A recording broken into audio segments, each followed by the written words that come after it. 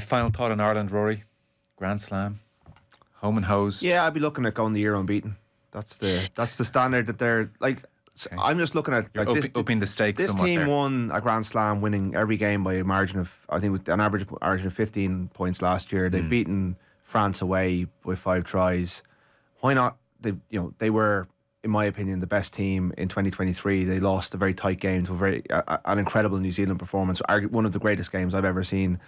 And they don't look like they've dropped off in the standard. So I think that's the kind of thing Andy Farrell will challenge them to do. I think the Grand Slam is well within what they can achieve. Yeah. In fact, I expect it of them now. They're odds on in the bookies. Yeah. Yes, Twickenham's going to be a difficult place to go. Yes, there is always scope for things to go wrong, a red card, an injury, and that could derail them. But they've got to aim high.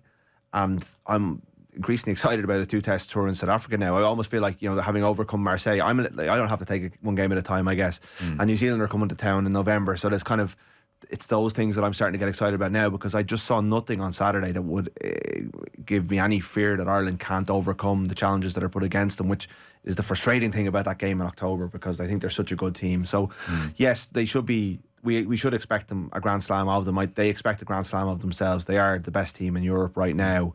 And they should be, they seem to be channeling the World Cup disappointment into some sort of domination, even by not making that many changes from the last year. Farrell wants them to keep winning all the time, and that's, I think, the kind of standard they're going to keep this. So that's the challenge for them, is to kind of keep motivated, keep driving on, because they were so dominant on Friday in so many departments that it would be easy to get complacent against Italy, and the challenge is to not be complacent. So yeah, I think Italy will cause them a few issues. They did last year, but they'll overcome them, and they're a remarkable team. Yeah. They're such a good rugby team, and they're such a we've never seen an Irish team this consistent and this good to watch. They're something to behold, and I think people are really on board with that as well, judging by the numbers that we're watching on Friday and everything, and the reaction that the team has got. They're just I think we don't maybe say that enough, that this is just such an incredible rugby team. Yeah, to be enjoyed.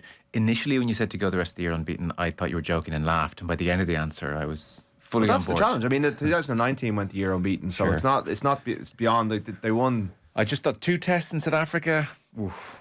It'd be some achievement.